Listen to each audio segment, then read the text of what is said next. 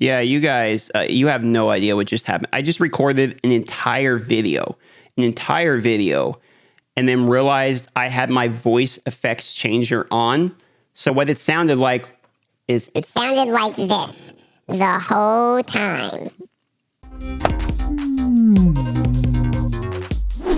okay, so let's talk about the topic of the day, which is that there is a 2x event coming out. If we take a look, I'm going to show it to you. We're going to talk about it, and I'm going to mention a few things which might help your decision on whether or not you're going to chase this event. What we're going to do is we are going to go through the index, and I'm going to point out the epics and legendaries that are worth attempting to acquire during 2x events. Then what this will do is you can look at whatever packs they have to offer, what voids you have available, what characters you have available, what ones you want, and you can make an informed decision based upon the information provided. So first, let's talk about the event. And the event that's coming up is going to be the 10th through the 13th. This actually falls during my birthday. So on my birthday, I'll try to post some shards. I actually have a medical procedure being done. I got to go get an endoscopy during my birthday, some ulcer stuff. But regardless of that, I'll be streaming during that day, which will be Monday. So I'm going to try to stream on Monday and get a whole bunch of void shards if they sell packs or whatever and open and do like a fun stream on the Twitch there after the medical thing. So that should be kind of fun. If you want to see that, it'll be Twitch TV, Darth Microtransaction. You guys can watch me waste a bunch of money or pull a bunch of good stuff. Who knows? But now let's talk about what you guys may pull for yourself, because you have till the 13th, basically Friday the 10th through the 13th, to try to pull yourself something that's not complete garbage. So what would those characters be? Now, you're going to have a 2x chance. If we look at voids and you look at information on the voids, it's obviously 0.5 and 8%, meaning you're going to have a 16% chance for an epic, and you are going to have a 1% chance for a legendary. Now, what characters could you pull that would make it worth it? Let's talk about that now and try to help you become informed. Now, out of the Baron Lords, we're going to go through every faction. Baron Lords, both of the legendaries are worth it. I think Baron's quite good. I have one. I've been enjoying him quite a bit. And Raglan is well known to be a very good PvP type of character, as well as having other utilities that can be used throughout the game. The epics are kind of just meh. Rowan is maybe an honorable mention. In Warcaster, I have 3 of them fully booked to mess around with the block damage thing, but that's kind of meh too. So those are okay, but definitely the legendaries are worth. Now, the high elves, I would probably say all of the high elf legendaries are worth, but this guy is only going to be worth probably if you have what's her face too, the one that pairs with him, right? Was it Zavia, I believe? Yeah, Zavia. Other than that, he's kind of meh. Just in my personal opinion, I could be wrong. These 2 epics I'm not very impressed with. I don't think they're worth going for. The Sacred Order, I think both of these legendaries are completely disgusting. Lightsworn and Cardinal, I believe, are both good, but these 2 are not like worth going for to spend money for. These 2 probably are.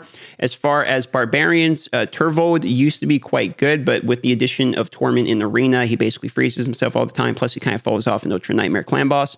And then Ogre and Tribes, Gurgo is worth, and Maneater is completely amazing. So both of these characters would be worth attempting to acquire. Lizardman Krisk is good, but he has since been kind of indirectly nerfed because Torment came out, which made his passive very bad. Basically buffs all the allies for 2 turns, and he continually freezes his entire allies. Plus, there's a glitch right now where, like, if Templar is in a match at all versus this guy, Templar will just keep attacking him till he dies. It's not really actually a glitch. It's as intended because he keeps reapplying the debuff, and then Templar attacks, and he reapplies the debuff again, so your Templar can basically just kill Krisk instantly. The epic is bad, though. And then Skinwalkers don't have any legendaries, and they only have Basher, who's not worth going for. I mean, he's okay as a character. He's just not worth going for money-wise. And then Warlord's worth and Seer is worth. And then if you look at we already did Orcs, excuse me. If we look at Demon Spawn here, both of these are decent, but Crutrax is like straight out amazing. One-shots people in Arena PvP, very good character to have. Paidma is amazing as well. And this chick's actually not that bad either for PvP. I think she's fallen off a little bit, but she is also not that bad. Unkillable can get stolen and stuff now from Torment, so it's not as good as it used to be. But let's put it this way. These 2 are good. These 2 are okay. All right. And then moving on to undead, they have none. So you don't even have to worry about the undead. Dark elves have all good options. Sylar, Lua, and Blind Seer, and Madame, they're all good. So all of the ones in Dark Elves are good. Night Revenant have Hegemon, which is pretty good. Skull Crown, which is pretty good. And then I'm not that impressed with Blind Reaper, to be honest. And you're going to get this chick through the Amazon Prime. You'll get her. And then Faceless got recently buffed, so he's not too bad. And Solus, it got buffed recently too. And I think people actually sleep on Solus. I think Solus is actually a pretty good legendary these days. Now, if we're moving on here to the dwarfs, is the last but not least. Tormund's basically the only void epic in here that's 100% solid. And then the honorable mentions are, of course, going to be things like Cold Heart Bellower, Stu Deucer, the decent rare voids. Okay, so for some additional information for your decision-making process, let me go ahead and show you my voids, not as a flex, but I'll tell you guys approximately how many void shards I think I've opened. I think I've opened approximately 600. If I think about it, that sounds about right. And I will show you what I've got out of that. Now, Tormund was a fusion. All the other voids I basically pulled, except Arbor, there was a mission. The other ones were all pulled, essentially, right? These aren't fusions or anything. And I've got like Cernic, Gurgo, Solus, Ethos, Warlord, Baron. So non-pulled, we have 1, 2, 3, 4, 5, and 6 legendaries. So that's about 1 out of 100. You can probably assume that that is a little bit higher than the typical drop rate. I do have a lot of epics. I do think that if you're going to try to go for this void event, it is more than likely worth it if they give you the 7 for like 25 packs, and if you're trying to pull like a Skull Crown or a Seer or a Man-Eater or a Lightsworn or a Paidmaw, if you have a lot of void epics that are still yet for you to acquire, I think in that scenario, buying the 25 for 7 might be worth it if you're a light spender.